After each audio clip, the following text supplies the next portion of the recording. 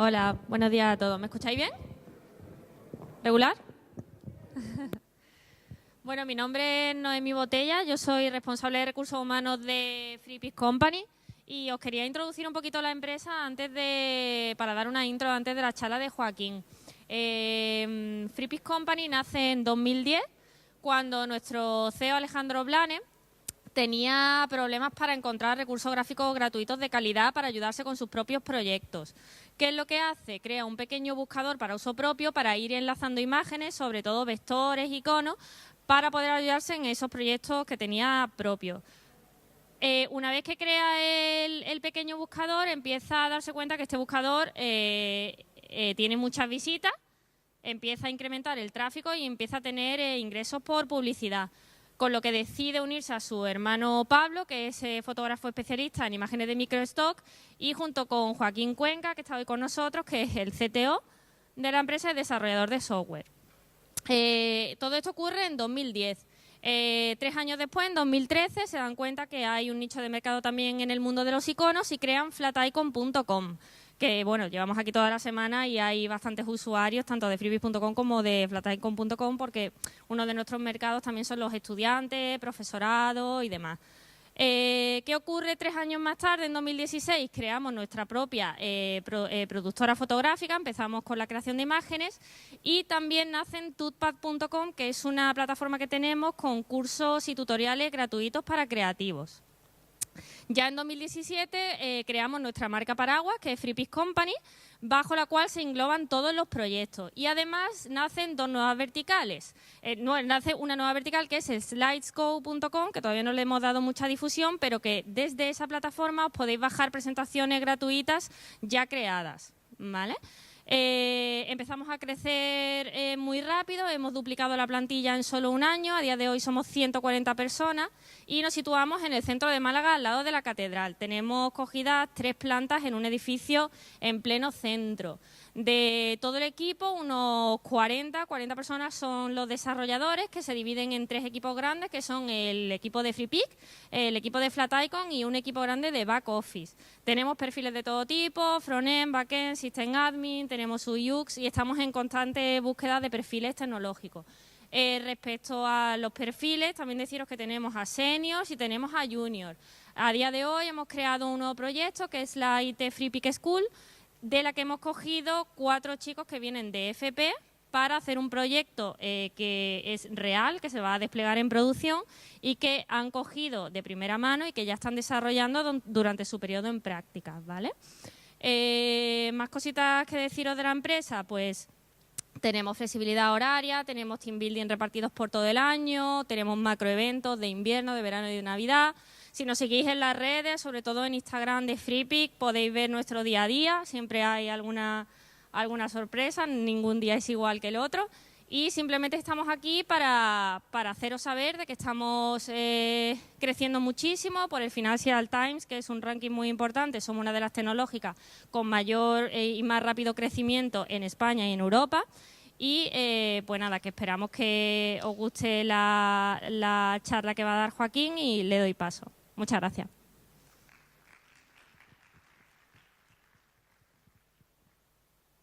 Buenos días a todos. Lo primero que quiero decir es que me podéis interrumpir cuando queráis para hacer cualquier tipo de pregunta, ¿vale? Como ha dicho Noé, estamos expandiendo, ¿vale? Y si alguien está interesado en trabajar con nosotros, que nos pase su contacto. Estamos aquí en Málaga, como dice, en el centro. Os voy a comentar un poco las dificultades que tenemos representando y editando vectores en un navegador. Esto es poco más o menos lo que queremos hacer, ¿vale? Este es el tipo de dibujos que nuestros artistas hacen y es el tipo de dibujos que nosotros ponemos en Freepik para que la gente se descargue. En Freepik tenemos una problemática y es que hemos llegado a unos 17 millones de usuarios únicos mensuales y en todo el planeta no hay tanto diseñador, ¿vale? Entonces, si queremos seguir expandiendo nuestra base de usuarios, necesariamente tenemos que hacer la página más accesible. Hoy en día, cómo se usa Freepik es que te metes en Freepik, buscas una ilustración, te descargas un fichero de 50 megas, ¿vale? Un zip, abres el zip, y hay mucha gente que no sabe lo que es un zip, y ahora coges la imagen que te has descargado y la editas en Illustrator. Y hay muchísima gente que no tiene Illustrator o que no sabe cómo funciona, ¿vale? Pero sí que quieren hacer un cartel para un cumpleaños. Pues ahí es donde está un poco la impedancia actual, y hay gente que quiere usar nuestras ilustraciones pero no sabe, ¿vale? De ahí la necesidad de hacer más accesible este contenido.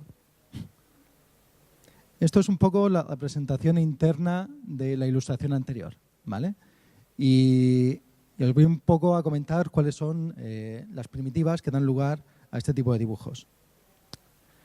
Lo primero que tenemos que tener claro cuando hacemos algo de este estilo es entender en un fichero vectorial cuál es el objetivo de ese fichero, ¿vale? Puede que el objetivo sea mostrar en pantalla el dibujo, puede que sea imprimirlo, puede que sea poder escalarlo sin perder resolución, o puede que sea editar el dibujo, ¿vale? Para nosotros el objetivo fundamental de un archivo vectorial es otra cosa. Queremos representar cuál era la intención del artista cuando lo dibujó, ¿vale? Porque si conseguimos representar cuál era la intención del artista cuando hizo el dibujo, nos es más fácil el día de mañana modificar esa intención, modificar ese dibujo, ¿vale? Esto tiene pros y contras, ¿vale? Si tú en un formato, eliges un formato donde representas lo que quería hacer el artista, naturalmente lo que tú pones en el formato es, por ejemplo, el tipo de brocha que escogió, el color que eligió, con cuánta agua la mezcló, cómo de gruesa era la tinta, si era una tinta más pastel o menos pastel, ¿vale? El problema está en que cuando lo representas así, a la hora de dibujarlo, tienes que sintetizar otra vez, digamos, es un cálculo bastante complejo el pasar de lo que el artista hacía a lo que acaba dibujándose. Y si representas meramente la brocha que cogió, con cuánta agua mezcló el color, etcétera, ¿vale? En digital, acabas con un formato que probablemente de versión a versión cambie lo que aparezca en pantalla, ¿vale? Y tenemos que llegar a cierto compromiso de tener un formato que sea estable en el tiempo y un formato que sea editable. Tradicionalmente, un formato vectorial viene a ser a una imagen lo que el MIDI es a un sonido, ¿vale? En el formato MIDI de audio, lo que haces no es registrar las frecuencias que se oyen, sino que registras las notas de música y con qué instrumentos se tocan, ¿vale? Lo que hace que el formato sea fácilmente editable, pero la calidad de lo que oyes no siempre refleja lo que tú oyes de verdad en un concierto, ¿vale? Entonces siempre hay un poco un tira y afloja entre esa capacidad de edición y ese reflejar exactamente lo que hizo el artista. Si conocéis un poco, no sé si aquí conocéis SVG, podéis levantar la mano los que conozcan SVG o que exista. Vale. A ver, en un navegador moderno hay como 3 motores distintos de rasterizado, ¿vale? 4 incluso. Tienes por un lado HTML y CSS, que es un lenguaje. Es un lenguaje que representa un dibujo que se va a poner en pantalla, muy focalizado a poner textos en pantalla, ¿vale? Pero también figuras geométricas, fondos, etcétera, ¿vale? Otro es SVG, que los navegadores también saben rasterizar. SVG es un formato donde lo que contiene es un DOM, es una representación de objetos que se tienen que pintar en pantalla. Le dices, aquí quiero un círculo, aquí quiero un cuadrado y aquí quiero una línea, ¿vale? Y te pinta exactamente lo que estás diciendo. Otro es el Canvas, que tiene 2 motores. En HTML hay un Canvas donde tú puedes programáticamente decirle quiero dibujar una línea, quiero dibujar un cuadrado, ¿vale?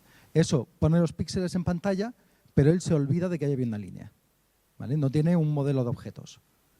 Y luego tienes el Canvas con el motor WebGL, ¿vale? Que es completamente diferente y que te permite también rasterizar en pantalla usando algo similar a OpenGL. Esos son los 4 motores que hay en un navegador. Bueno, SVG es el que la gente tiene más en mente cuando hablamos de un formato vectorial, porque contiene explícitamente un DOM, un modelo de objetos, ¿vale? En SVG tenemos una etiqueta path y una etiqueta image. La etiqueta image es para, dentro de tu fichero vectorial, plantarle una imagen con píxeles, ¿vale? Y la etiqueta path te permite poner un dibujo vectorial, ¿vale? Con esas dos etiquetas ya es suficiente para hacer cualquier tipo de dibujo vectorial, para pintarlo en pantalla, ¿vale? El problema es que no sabríais lo que estáis pintando, ¿vale? Os voy a poner un ejemplo. Esto de aquí, ¿qué es? Tenemos varias opciones para presentar esto. Esto lo podemos ver como un cuadrado, ¿vale? ¿Qué es lo que es? Un cuadrado que tiene los bordes ligeramente redondeados. Esa etiqueta no existe en SVG, ¿vale? SVG no permite presentar ese objeto como un cuadrado. Podemos verlo como un rectángulo que casualmente tiene el mismo ancho que alto y que tiene bordes redondeados. Esa etiqueta sí que existe en SVG. O la C podemos verlo como una forma geométrica, ¿vale? Los tres acaban con el mismo dibujo en pantalla, pero todos no te dan la misma información de qué es lo que estás dibujando. Si luego esto tú lo abres con un editor, ¿vale? El editor, si lo que has puesto es un path, no sabe que al tirar de uno de los puntos tiene que mantener el hecho de que sea un cuadrado o el hecho de que sea un rectángulo, porque lo que está viendo es una forma geométrica, ¿vale? Entonces no vais a ser capaces, si luego un usuario quiere cambiar ese rectángulo, si lo guardáis como un path, no vais a ser capaces de adivinar que en realidad era un rectángulo y permitir fácilmente que cambie el ancho o el alto, ¿vale? Por eso es necesario un modelo de objetos que represente de qué objeto estamos hablando. Estos son los distintos objetos que tiene el DOM de SVG, ¿vale? Tiene algunos más, markers y demás, pero estos son los fundamentales, ¿vale? Este es un poco estas son las primitivas con las que SVG nos permite dibujar en pantalla. Y dentro de Path, que es la más genérica, ¿vale? Se nos permite dibujar curvas y líneas rectas. Y hay dos tipos de curvas, ¿vale? Están las curvas cuadráticas, que es esta de aquí. Se llama curva cuadrática porque se define simplemente con 3 puntos. Un punto inicial, otro punto que es de control y un punto final, ¿vale? Aquí 2 curvas cuadráticas. Y esto los diseñadores, cuando dibujan con una plumilla, ¿vale? En general el programa convierte ese trazo que hacen a una curva de este estilo o a una curva cúbica, que son las que disponen de 4 puntos. Punto inicial, punto de control 1, punto de control 2 y punto final, ¿vale? Hay más curvas. Estas curvas son relativamente sencillas de editar. Matemáticamente lo que definen es que del punto inicial sale un trazo, ¿vale? Cuya pendiente te la da el punto de control, ¿vale? Pero hay otras curvas posibles, o sea, están las curvas de Kima, hay varias curvas matemáticas más, ¿vale? Que tienen otras propiedades. Algunos dicen que serían más fáciles para un diseñador de usar, pero estas son las curvas con las que prácticamente todos los programas de edición cuentan, ¿vale? Si usásemos las curvas tendríamos que traducirlas a estas y no sería compatible con el resto de programas. Además de los trazos, ¿vale? Otra cosa muy importante es cómo definimos los colores que se van a usar. Y esto es un mundo bastante amplio. A ver, aquí cuando queremos pintar en pantalla un color, los colores a los que tenemos acceso, ¿vale? Dependen de varias cosas. Uno de ellos es qué gama de colores estamos usando, ¿vale? En una pantalla normal, típicamente esta de aquí, la gama de colores que se usa se llama sRGB. Ese es el que más se usa en Internet, ¿vale? En un móvil reciente, sobre todo los de Apple, o en un Mac nuevo, la gama de colores ya no es sRGB, ¿vale? La gama de colores es P3, que es la que se usa también en los cines y que permite presentar colores que en una pantalla de ordenador normal no se pueden ver, ¿vale? Por eso cuando vais al cine y os parece que siempre se ve mejor que en la tele, ¿vale? Es que se ven más colores de los que se ven en la tele. Hay otro que es el Adobe RGB, que es un espacio de colores que inventa Adobe y que lo que permite es representar todos los colores que puedes ver en una pantalla y los que puedes imprimir en una impresora en el mismo espacio, ¿vale? Para que puedas convertir de uno a otro sin problemas, sin pérdida de colores. Lo siguiente que tienes que entender es qué resolución de color tengo, ¿vale? Aquí resolución es, si yo elijo un solo bit para decir si el color es blanco o negro, lo único que puedo decir es si es blanco completamente o negro completamente, ¿vale? Si yo tengo 2 bits, ya tengo 4 niveles entre blanco y negro, ¿vale? Conforme voy dando más resolución, tengo más colores intermedios, ¿vale? Y voy suavizando esa gama de colores. Hoy en día lo más común es usar 8 bits por canal, digamos, 8 bits para el rojo, para el verde y para el azul. El problema es que ya no son suficientes, ¿vale? Estamos ampliando la gama de colores en los ordenadores modernos de sRGB a P3, ¿vale? P3 puede presentar colores verdes, gamas de naranjas, que sRGB no puede presentar, ¿vale? Y eso hace que con 8 bits el ojo humano ya perciba lo que conocemos como banding. Es que vas pasando de un color a otro y pasas de forma abrupta, no pasas por todos los colores intermedios, ¿vale? Otro problema es en qué espacio de colores estás trabajando. Una vez decides una gama de colores, ahora tienes que representar con coordenadas dentro de esa gama de colores, ¿vale? ¿De qué colores hablamos? Y ahí tienes el CIECAM02, por ejemplo, que usa 6 dimensiones para definir un color. El CIELAB, que usa luminosidad y A, B, ¿vale? El A y el B es qué tipo de color es. El A es si es muy amarillo, muy azul. El B es si es muy rojo, muy verde. El RGB, ¿vale? Que te da simplemente un triplete de rojo, verde y azul, etc. Luego también es importante, ¿por qué es importante ese espacio de colores? Para definir un solo color no es importante, ¿vale? Se da igual en qué espacio lo defináis, siempre es el mismo color. El tema está en que si tú cambias el espacio de colores y defines un gradiente, ¿vale? El espacio de colores le va a decir cómo tiene que pasar de un color a otro. ¿Vale? Hay espacios de colores donde tú pasas de un azul a un amarillo, por ejemplo, variando la luminosidad, ¿vale? Y el color que tienes en medio es un gris. Y hay otros en el que pasas cambiando el croma. Y eso hace que el color que tengas en medio sea un verde, ¿vale? El color es completamente diferente de un espacio a otro, un gradiente. Vale. Problema, que nuestros diseñadores, ¿vale? En general, eso de espacio de 6 dimensiones para definir un color y tal no les va. Y a nuestros usuarios tampoco. Entonces es nuestro trabajo aquí entender cómo funciona eso, ¿vale? Para darles una interfaz que sea lo suficientemente sencilla de usar como para que puedan elegir colores, si es posible, sin hacerse daño, ¿vale? Os voy a explicar un poco cómo percibimos los colores, ¿vale? Las personas, para entender cómo lo representamos en un ordenador. Bien. Bueno, todos entendéis un poco la física básica de la luz, ¿no? Onda electromagnética, con longitud de onda, etcétera. Conforme cambias la longitud de ondas, en general lo que percibimos como color, es un poco la base, ¿vale? Si os dais cuenta, aquí en el espectro de colores, no sé si os habéis fijado, pero ahí no está el color rosa, ¿vale? Os preguntáis por qué. Hay muchos colores ahí que no están, ¿vale? Entonces, para entender nosotros cómo percibimos los colores, veréis que es un poco más complicado que la longitud de onda.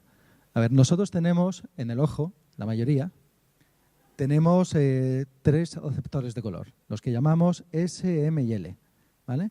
Que son sensibles a distintas frecuencias. Los S son más sensibles a la luz que llega en la luz azul, ¿vale? Los M son más sensibles a la luz verde y los L son más sensibles al amarillo rojo, ¿vale? Eso depende un poco de cada persona, en especial los chicos. O sea, el problema que tiene es que estos conos, ¿vale? Se expresan a través de un gen que está en el cromosoma XY en los chicos y en el XX en las chicas. Y cuando es defectuoso uno de ellos en los chicos, en general perdemos uno de estos conos, ¿vale? Típicamente el L y el M, ¿vale? Tenemos tendencia a perder uno de ellos, lo que hace que veamos menos colores que las mujeres cuando eso pasa, ¿vale? Tenemos tendencia a ser daltónicos. Las mujeres tienen repetido ese gen, ¿vale? Y si uno falla no pasa nada porque tienen el otro. De hecho, hay mujeres incluso que tienen 4 conos, ¿vale? Se llaman tetracromáticas, son un caso de cada 1000 o así, con lo que efectivamente perciben más colores que los chicos cuando eso pasa, ¿vale? El caso normal es que veamos los mismos colores, ¿vale? Pero hay un 15% de chicos que ven menos y hay un 1 por 1000 de mujeres que ven más de lo normal. Vale, la parte interesante, lo primero es que esto pasa un poco como con el sonido, ¿vale? Es demasiado simplista pensar que la luz tiene una longitud de onda, ¿vale? Lo que nosotros vemos, ¿vale? Nos llega luz que emite en distintas longitudes de onda. ¿Vale? El problema es ahora el cerebro cómo entiende eso. ¿Vale? Aquí el cerebro tiene fácil entender, mira, me llega una luz azul, ¿vale? La interpreto como azul. Vale, me llega una luz amarilla, la interpreto como amarillo. Pero ¿qué pasa si la luz, ¿vale?, tiene al mismo tiempo azul y amarillo? ¿Ahora qué hago? Ahí es cuando el cerebro empieza a inventar colores. ¿Vale? Por ejemplo, si nos llega azul y rojo al mismo tiempo, nosotros lo percibimos como rosa. ¿Vale? Así que vamos a usar eso de que el ojo, el cerebro, se inventa colores, ¿vale?, para simular los colores de la naturaleza. Esto de aquí, ¿vale?, es el color amarillo de un limón. Eso de ahí arriba es el espectro de un limón, ¿vale? Nosotros, en la pantalla de ordenador, no podemos crear ese espectro. Lo que vamos a hacer es crear otro espectro completamente diferente, llamarlo artificial si queréis, ¿vale?, que no tiene nada que ver con el de un limón, pero que a nosotros nos va a parecer que es exactamente idéntico, ¿vale? Aquí en la segunda fila tenéis la sensitividad de cada uno de los conos a cada frecuencia de onda, ¿vale? Y si queréis saber nosotros cómo lo percibimos, solo tenéis que multiplicar el espectro de arriba por la sensitividad de en medio, y el área os da cuánta excitación tiene cada uno de nuestros conos de los tres que tenemos, ¿vale? Y eso acaba yendo al cerebro y eso nos da una percepción de un color. Si conseguimos otro espectro arriba que nos da la misma área en el azul, en el verde y en el amarillo que aquí, nosotros lo vamos a percibir como exactamente idéntico, ¿vale? Este de aquí es el espectro que crea una pantalla de ordenador cuando simula el amarillo de un limón, ¿vale? Como veis, no tiene nada que ver, ¿vale? Pero sin embargo, las áreas de abajo son idénticas que las de antes. Y eso hace que nosotros veamos amarillo y amarillo como exactamente idénticos, ¿vale? Ahora una pregunta. Hemos dicho que la luz es una mezcla, no es una sola longitud de onda, ¿vale? Es una mezcla de muchas longitudes de onda. ¿Podemos producir cualquier color mezclando tres fuentes monocromáticas? ¿Vale? Esto fue un poco la teoría del siglo pasado, del color, desarrollada por Maxwell, que os sonará de electromagnética, ¿vale? Además de ser el padre del electromagnetismo, también trabajó con el color. Y la respuesta es que no. A principio de siglo, en los años 30, ¿vale?, se hizo un experimento donde a varios sujetos, los sujetos son difíciles de encontrar, ¿vale?, porque tienen que tener una visión buena, no pueden tener mucha edad, porque entonces el ojo se te amarillenta un poco, ya no ves igual, ¿vale? Y se quiso ver cómo percibíamos el color en lo que llamamos el sujeto estándar de 2 grados, que es en la zona esta del pulgar del ojo, que es donde más sensibilidad tenemos, ¿vale? Y lo que se hizo fue poner 3 lámparas de azul, verde y rojo, donde se podía cambiar la potencia, ¿vale?, e intentaba igualar un color que se le estaba poniendo como referencia, ¿vale? Te daban un color y tú tenías que conseguir con las lamparitas el mismo color, ¿vale? Y esta es la intensidad con la que había que poner cada lámpara, ¿vale?, para igualar todos los colores del espectro. No saliendo los del espectro, sino simplemente los del espectro.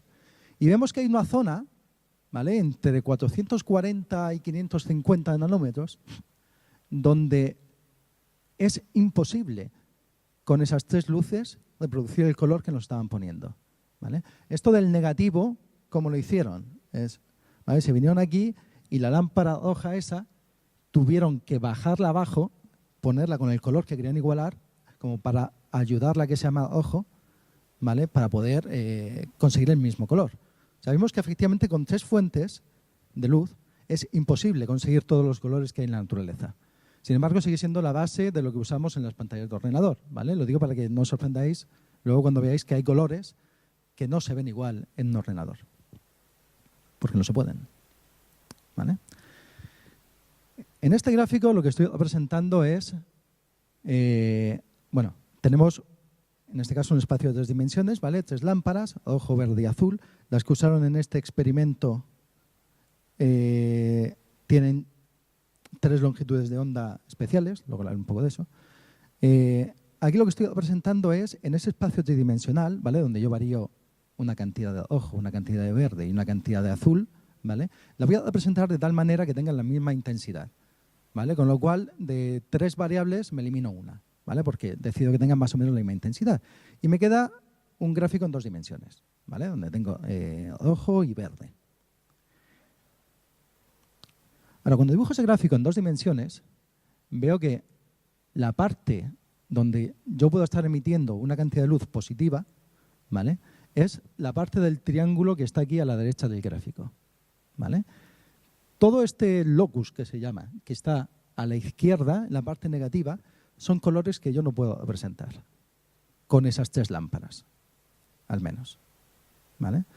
En un monitor sRGB es todavía algo peor, ¿vale? Porque las luces no tienen esas longitudes de onda exactas. ¿Vale? No es una luz monocromática lo que tenemos y no está en 700 nanómetros, que es bastante exagerado en el espectro. ¿Vale?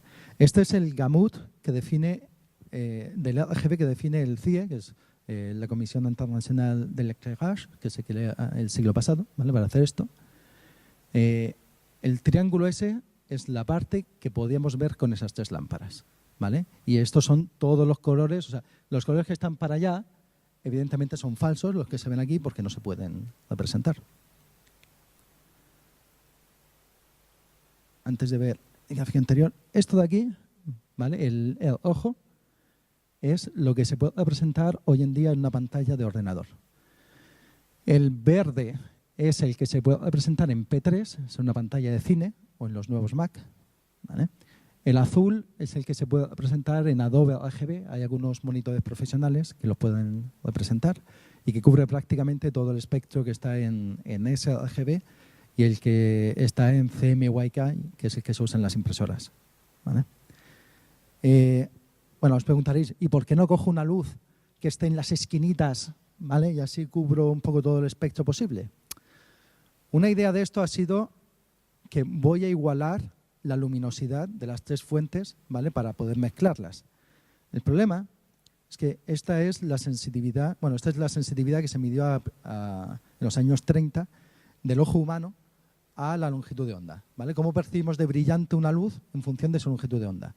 Luego se vio que no es exactamente correcta, ¿vale? En los 450 nanómetros está subestimando la sensitividad, pero es bastante aceptable, ¿vale? Lo que quiere decir es que a ti te pone una luz verde y enseguida la ves muy brillante, ¿vale? A ti, para que una luz roja te parezca brillante, es algo muy fundamental, es un poco como el efecto fotoeléctrico, ¿vale? Para la luz, en función de su frecuencia, consigue hacer saltar un electrón, ¿vale?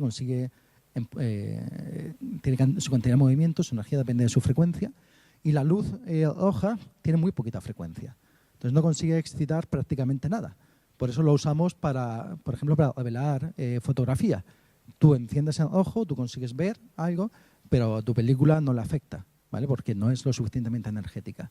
O sea, al ojo le pasa lo mismo. Necesitas que el ojo sea muy, muy, muy intenso, que esté emitiendo muchísimos fotones para que tú llegues a ver algo, ¿vale? Entonces, nos es muy difícil coger una fuente RGB donde el ojo esté en la parte de abajo del espectro, porque tendríamos que usar mucha energía, ¿vale? Tendríamos que emitir muchos fotones para que lo viésemos. Entonces, en general, hay varios problemas físicos que nos impiden poner emisores de luz en los puntos del espectro que a nosotros nos dé la gana. Luego, esos emisores no son tampoco monocromáticos, ¿vale? Porque no es un láser lo que estamos haciendo, ¿vale? Entonces hay problemas de orden práctico que nos impiden hacer pantallas que cubran todo el espectro. Aunque ya hay algunas que intentan, en lugar de 3 colores, usar 4 colores. Hay una pantalla de Sony, se llama cuadricromática, ¿vale?, que intenta cubrir más espectro añadiendo más puntos aquí. Luego, volviendo a lo que comentaba antes de la resolución de colores, ¿vale? Esto es un poco para que veáis lo que pasa cuando bajamos la resolución. Esto, repito, está empezando a ser importante porque 8 bits, que aquí se ve aceptable, cuando pasamos a espectros que tienen a espectros más amplios que el sRGB, deja de ser suficiente, ¿vale? Incluso 8 bits en el espectro sRGB solo es suficiente si lo aprovechamos bien. Esto, por ejemplo, es la típica fotografía, lo típico que ocurre cuando te faltan bits para conseguir ese gradiente. Es un efecto que se llama de banding, ¿vale? Lo podéis ver en que de las esquinas al centro no pasa de forma uniforme, ¿vale? Hay unas bandas porque no se le ha dedicado suficientes bits para hacer que ese gradiente sea suave. ¿Vale? Incluso con 8 bits los tienes que usar bien, porque si tú en esos bits de colores lo que guardas es la intensidad de luz que emites, ¿vale? Tienes un problema, y es que el ojo humano no es sensible de forma lineal a la luz, ¿vale? Si tú le emites el doble de fotones, no ve con el doble de intensidad, ¿vale? Se sigue una ley, se sigue una exponencial inversa, y tú tienes en cuenta eso, o cuando codificas con 8 bits tu intensidad, te queda como el de abajo, el lineal, donde es todo prácticamente blanco, y en realidad te quedan muy pocos bits para codificar del negro al blanco, ¿vale? Porque nosotros del centro al final prácticamente lo vemos igual, ¿vale? Es como si ya es blanco, pues un poquito más, pues sigue siendo blanco, ¿vale? Pero es en la oscuridad donde un poquito de luz o un poquito menos lo percibimos muy bien, ¿vale? Entonces tenemos que dedicarle más bits a esa zona, ¿vale? Esto lo complica todo, porque hace que si tú tienes que hacer algún cálculo matemático con esos bits, con esa intensidad, un cálculo físico, ¿vale? En la física sí que se suman los electrones. Entonces tienes que cambiar de espacio del sRGB con un gamma, que se conoce, que es el estándar, a un sRGB lineal cuando tienes que hacer cualquier cambio matemático. En vez de 8 bits, con 16 bits, por si no perderías precisión, ¿vale? Hacer tu cálculo matemático y cuando termines volver a pasar el gamma de 8 bits. ¿Vale? No sé si me explico. De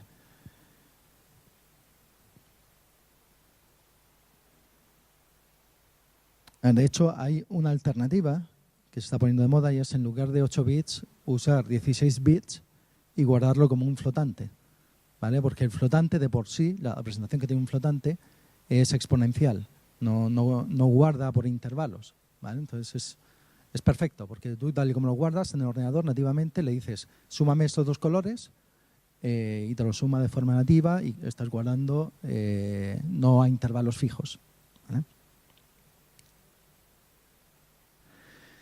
Y esto, por último, son distintos gradientes hechos en distintos espacios de colores, ¿vale? Esto, de nuevo, esto no son colores diferentes, es cómo pasamos de un color a otro, ¿vale?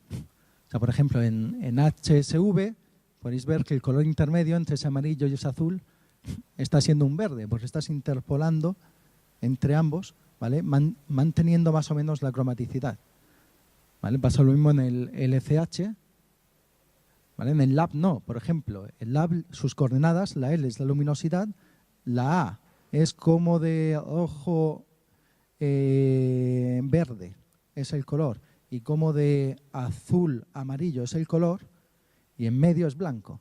Entonces, si tú pasas de azul a amarillo, si el artista lo que quiere es representar que está mezclando dos tintas, ¿vale? En la naturaleza se pasa por el medio, se pasa por el verde, en cromaticidad, ¿vale?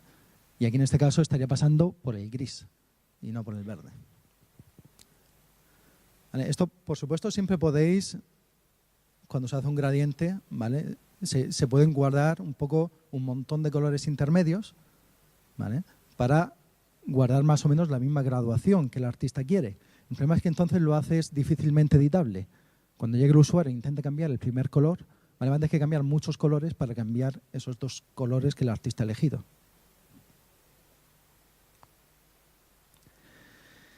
Y una parte muy importante de lo que es una representación vectorial de un trabajo, ¿vale? Es el texto. De hecho, nosotros a veces miramos en Internet cómo está usando la gente nuestras ilustraciones, y la personalización número 1 que se le hace es añadir texto, eliminar texto, editar el texto con el que viene la ilustración. Tú quieres un cartel que diga feliz cumpleaños María, y no Happy Birthday Susie, ¿vale? Es la primera edición que se le hace. Bueno, el texto lo podéis entender como un vector más, ¿vale? Una forma geométrica, pero es un poco más que eso. Esto, por ejemplo, también es texto, ¿vale? Lo que pasa es que sería difícil de codificar como una G, una E, una A, ¿vale? Me explico, pero esto es texto. Esto también es texto, ¿vale? Esto es la Biblia de Gutenberg, la primera página. Y aquí Gutenberg fue el primero que se enfrentó un poco al dilema de cómo represento yo lo que es un dibujo, lo que es un texto hecho por monjes, ¿vale? De tal forma que obtenga, sin dibujar, sin tener que dibujar, con letras, ¿vale? Siempre fijas, que tenga algo parecido a lo que están haciendo los monjes. Y Gutenberg tuvo que usar muchos trucos para hacer eso, ¿vale? Pensáis, bueno, ¿cuántas letras tuvo que poner en bronce, ¿vale? para su imprenta? Uno pensaría que tiene pues 26 letras, ¿vale? Gutenberg tuvo que usar más de 260 letras distintas, ¿vale? ¿Por qué? Porque a la hora de hacer, si tú quieres que el texto esté bien alineado, ¿vale? Tienes dos posibilidades. Hoy en día lo que hacemos en general es cambiar los espacios en blanco, el tamaño que tienes en blanco, ¿vale? Pero Gutenberg no cambió eso, porque tenía miedo de que en general en los espacios en blanco se crean artefactos, ¿vale? Se crean cosas que los tipógrafos llaman ríos, lagos, te encuentras espacios demasiado amplios porque no te cabía la palabra, ¿vale? Entonces él no tocó los espacios en blanco, lo que hizo fue tocar las letras. Usó a veces una E un poco más ancha, una E un poco más estrecha, usó abreviaturas, ¿vale? Y usó cosas que hoy en día siguen siendo estado del arte, siguen estando por delante de lo que hacemos en tipografía, ¿vale? Por ejemplo, usó algo que hoy sigue siendo poco común, que es el alineamiento óptico y no matemático.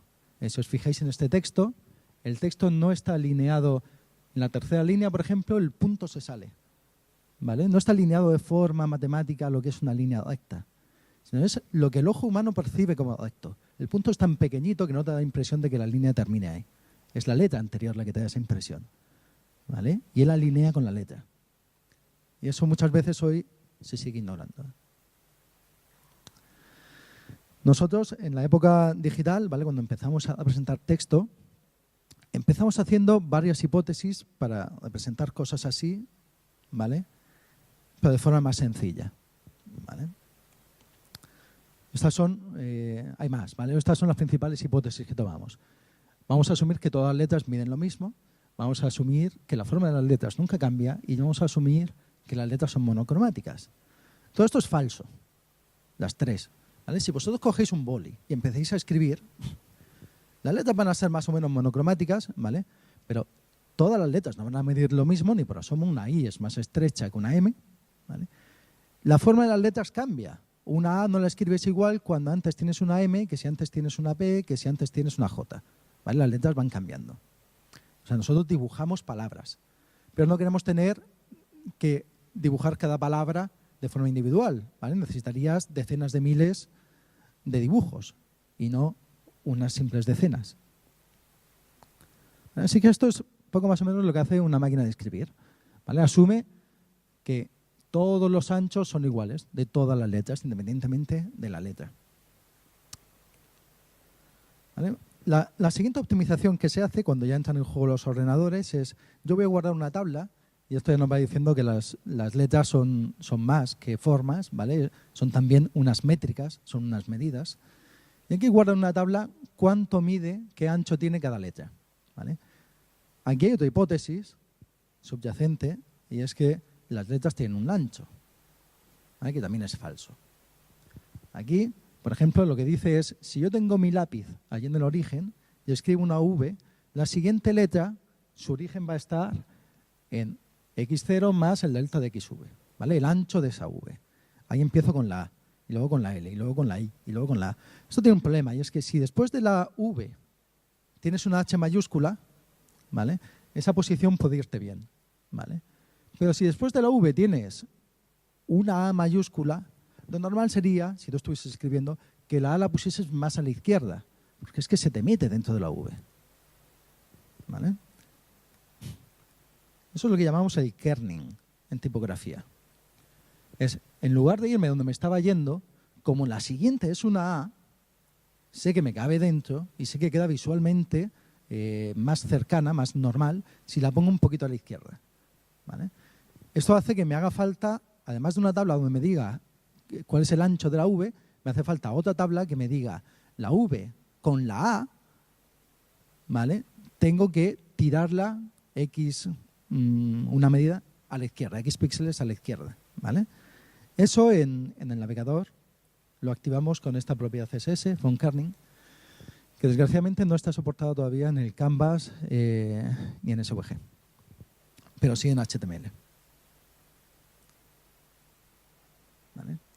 Ahora llegamos a otro problema, y es que hemos dicho que las letras estamos suponiendo que tienen la misma forma siempre, pero ese no es el caso. ¿Vale? Por ejemplo, algo muy típico es que si tienes una F y una I, como podéis ver en la primera línea, en first, ¿vale?, el punto de la I se está pisando con la parte de arriba de la F. ¿Vale?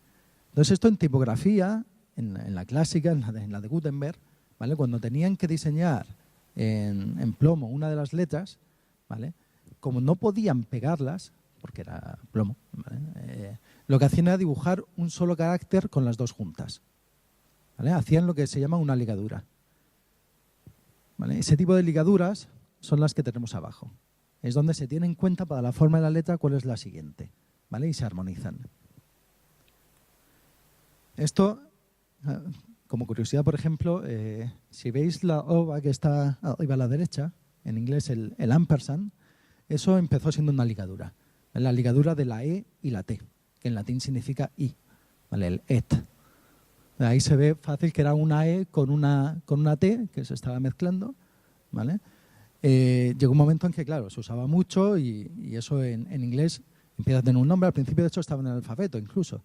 Terminabas X, Y, Z y por sí mismo la I, ¿vale? Que en inglés sería and, per se, and, ¿vale? Y de ahí viene su nombre, el ampersand. Aquí tenéis otras ligaduras. Las ligaduras no tienen por qué ser dos letras, ¿vale? Pueden ser más. Por ejemplo, esta ligadura es de la fuente Zapfino. Es una ligadura de su nombre completo, ¿vale? Aquí la S con la P, ¿vale? La P hace una floritura con la S. Es decir, esto en caligrafía y en arte se usa mucho. Y si no la activas, el dibujo no te queda pues igual de bonito que te quedaría con la ligadura. Vale. Hay otra cosa que son las letras alternativas, y es que independientemente de la ligadura, tú puedes...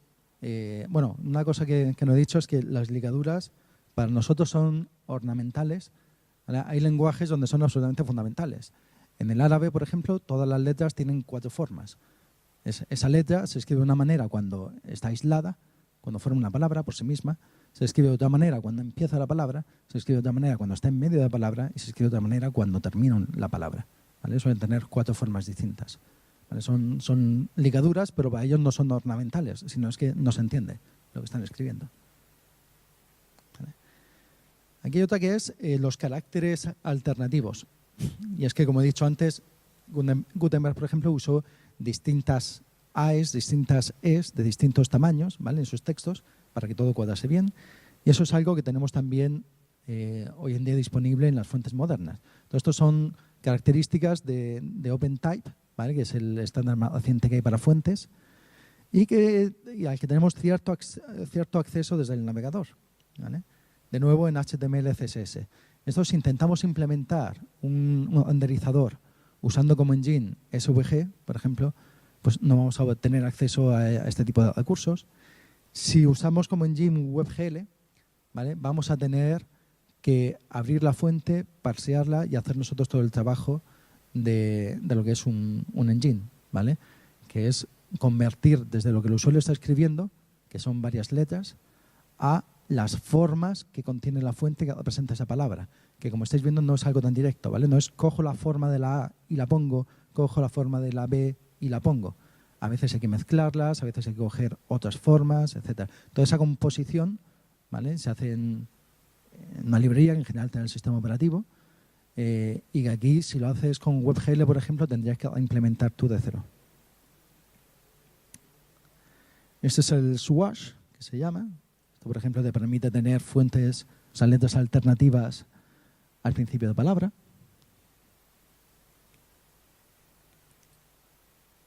¿Vale? Esta es otra. ¿Qué nos falta hoy en día en el navegador? Bueno, lo primero es que varias de estas cosas no funcionan bien o no funcionan en varios de los motores. Por ejemplo, he comentado que no funciona en SVG.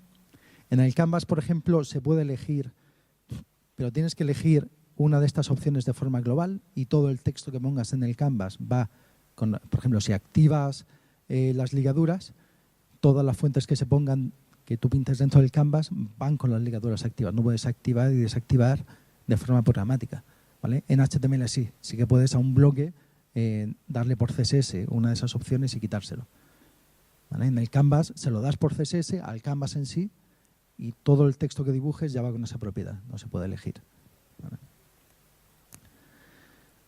Muy importante para nosotros, no tenemos todavía forma en SVG de presentar lo que yo llamo un diseño responsive, ¿vale? SVG está pensado para un diseño estático, donde yo cojo una hoja de papel, un cartel, y el diseñador me pinta en el cartel lo que quiere, ¿vale? Yo quiero algo donde no le digo que tengo un rectángulo con un ancho de 200, donde lo que le digo es que la parte derecha del rectángulo está a cierta distancia del margen, la izquierda está a otra distancia, y si el usuario cambia el tamaño del papel, ¿vale?, mi rectángulo cambia en tamaño, de forma acorde, ¿vale? Ese tipo de respuesta al cambio, que para mis usuarios es muy importante porque ellos necesitan coger un diseño y a veces pasar de una hoja rectangular a una hoja cuadrada, o lo van a compartir en redes sociales, o lo van a usar en un móvil que tiene otro formato, ¿vale? Son formatos similares pero no idénticos y hoy en día no hay una buena forma de cambiar una ilustración de tamaño.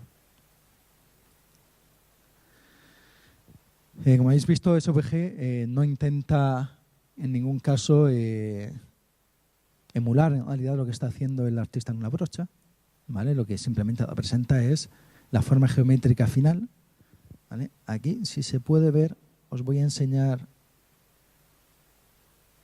a ver,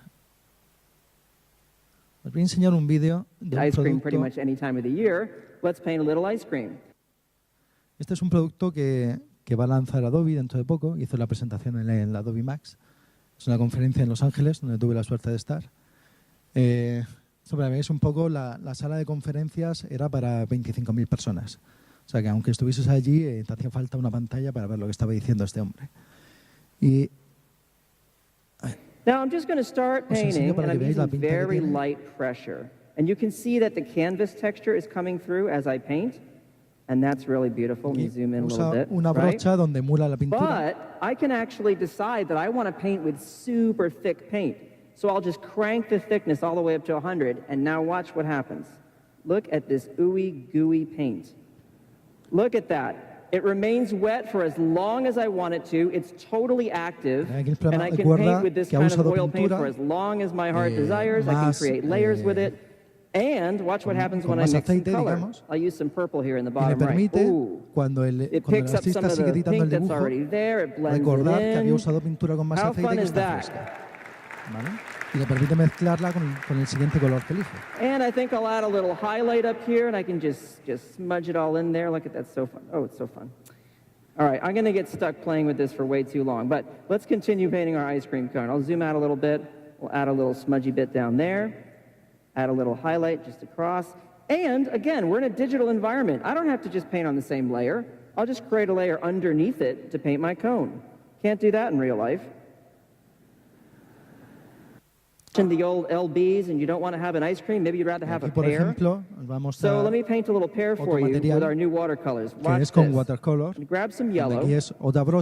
And as I start to paint, the color actually blends and flows directly into the areas that are wet. Look at this.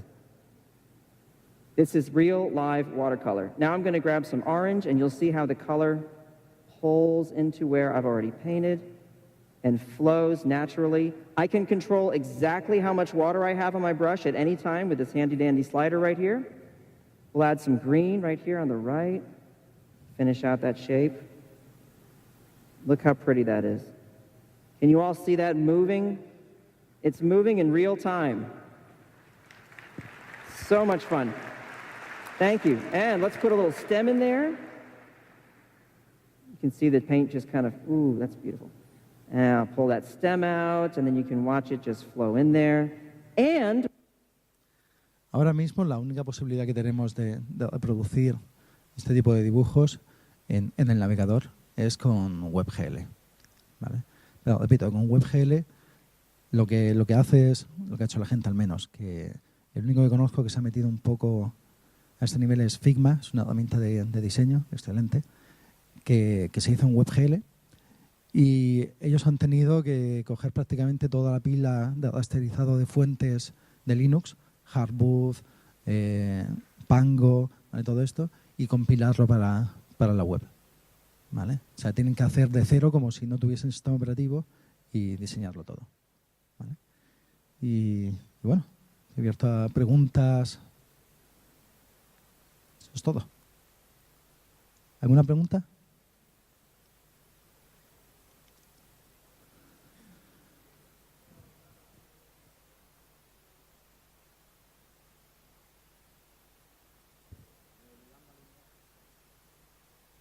Que has dicho que de los 8 bits pasa a los 16, luego vuelve a pasar a los 8. Eso no me ha quedado claro, lo que viene a ser la conversión. Vale, el problema, no sé si veis claro que en esa RGB lineal, ¿vale? Se le pierde resolución a los oscuros. Eso ha quedado claro, ¿no? O sea, no se puede usar para mostrar una imagen porque entonces habría mucho banding, ¿vale?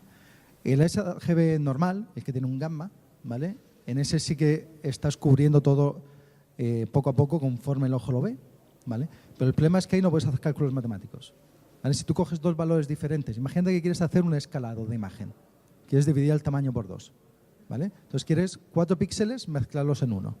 Eso tienes que hacer la media de los 4 píxeles. Pero tienes que hacer la media de la intensidad de luz de esos 4 píxeles.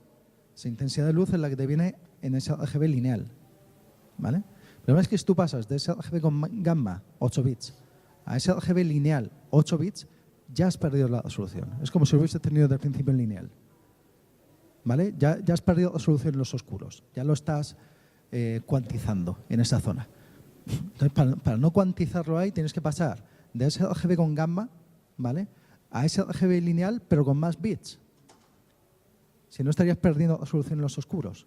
Entonces, lo típico es pasar a ese RGB lineal en 16 bits, hacer tu cálculo matemático, ¿vale?, hacer la media de esos 4, por ejemplo, que sea una operación muy sencilla. Terminas en ese RGB lineal en 16 bits y ahora vuelves a cuantizar a 8 bits con gamma. ¿Vale? Eso es un poco el... ¿O algo? 5 minutos. Guay. Vale, 5 minutos.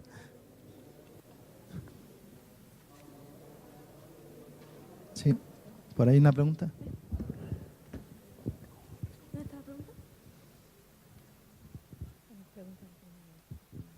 Hola.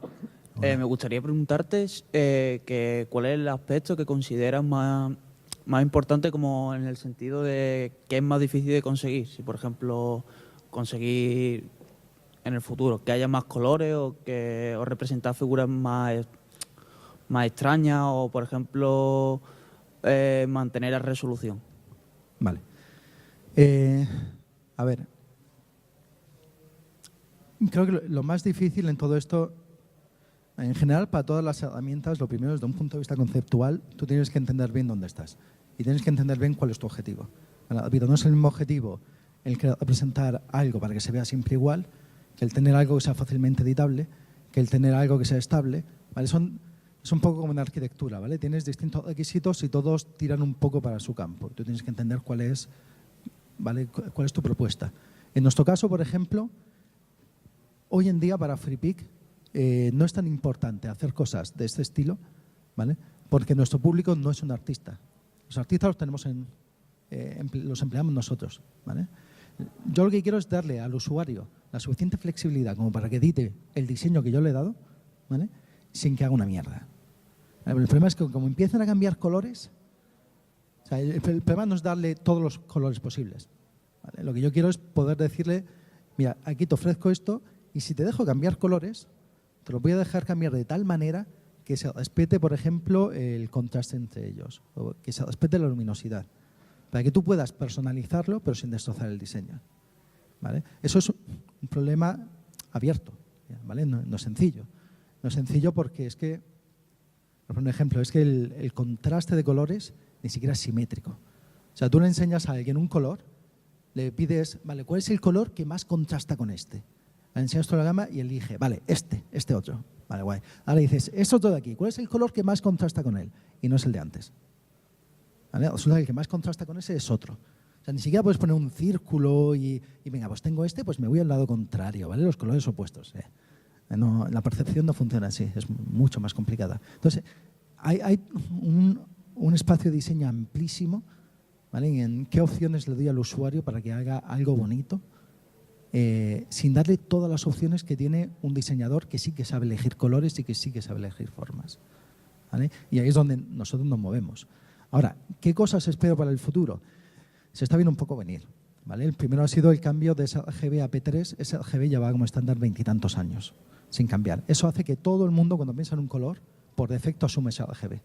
¿Vale? Tú a un navegador le muestras una imagen, le dices que tiene cierta componente de rojo, verde y azul, y el navegador asume que está en sRGB. Incluso le pones un mapa de colores, un perfil de colores a la imagen, ¿vale? Tagueado, y lo ignora, ¿vale? Y asume que está en sRGB. O sea, la prevalencia llevamos 25 años con el mismo estándar. Eso es muy difícil de cambiar, ¿vale? Entonces ahora la única manera de cambiarlo está siendo embeberle un perfil de colores completamente definido, no una etiqueta, ¿vale? Y ahí sí que lo respeta. Ahí entiende que está en un espacio de colores diferente, ¿vale? Y lo cambia. Entonces, lo primero está siendo pasar esta fase un poco traumática, donde todo era sRGB, y ahora estamos pasando, de hecho estoy intentando pasar a P3. Y no se sabe bien cómo hacerlo. Sabe bien si vamos a mantener el concepto de espacio de colores o si lo que vamos a hacer es que en las coordenadas, en lugar de ir de 0 a 1, ¿vale? En P3 vamos a ir de 0 a 1,2, por ejemplo, ¿vale? Y eso mantiene la compatibilidad mientras estés de 0 a 1, de 0 a 155, ¿vale? Entonces lo primero es pasar un poco el bache este de estamos en sRGB.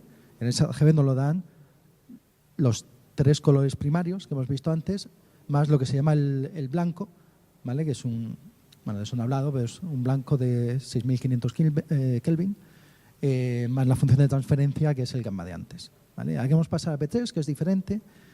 Hay intentos, ha habido gente que pide que se añadan más primarias, ¿vale? En el espacio de colores, para poder presentar mejor todo el locus de colores.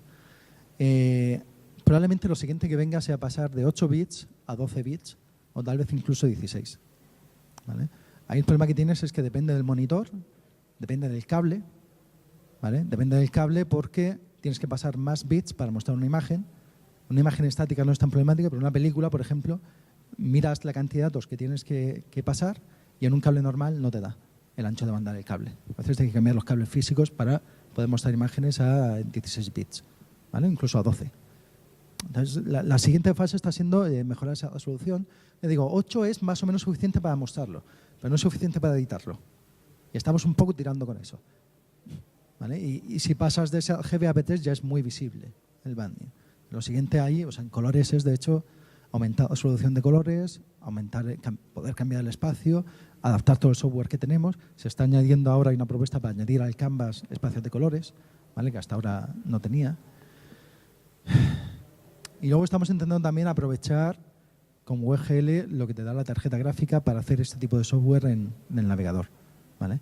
Y está todavía un poco en pañales. Todavía no tiene las mismas extensiones que tienes en OpenGL, ¿vale? O sea, el futuro cercano por ahora es bastante visible. Pero también dejar claro que incluso con la tecnología actual, no hace falta irte muy lejos, hay un espacio de diseño muy amplio en cómo diseño una de estas herramientas. Por ejemplo, el lenguaje de restricciones que yo impongo, yo no siempre quiero decir tengo un cuadrado con un ancho de 400 píxeles. Lo que quiero decir es tengo un cuadrado que está a 50 píxeles del tope y que está a 50 de la izquierda y a 50 de la derecha. Y si cambia ese ancho y ese alto, quiero cambiar el rectángulo. O si es demasiado grande, quiero ponerle un ornamento y quiero que sea invisible en otros casos, ¿vale? Eso me permitiría que el usuario pueda cambiar ese diseño y que sea todavía algo usable, ¿vale? O sea, que con la tecnología actual queda todavía suficiente margen como para hacer cosas nuevas. De hecho, Canva, por ejemplo, es una empresa que en muy poco tiempo ha alcanzado una valoración de más de $1.000 millones, que está compitiendo con Adobe, ¿vale? Y que lo que hacen es eso, es permitir que los usuarios hagan carteles de forma sencilla en el navegador, sin tener que pasar por Illustrator. Vale, gracias. El tiempo se ha acabado, lo siento, que se ha ido de las manos. Pues un aplauso, por favor.